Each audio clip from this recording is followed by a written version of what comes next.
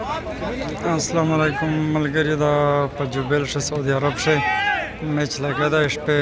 12 साढ़े 12 बजे थी तकरीबन मैच लगा था इस मज़ेदार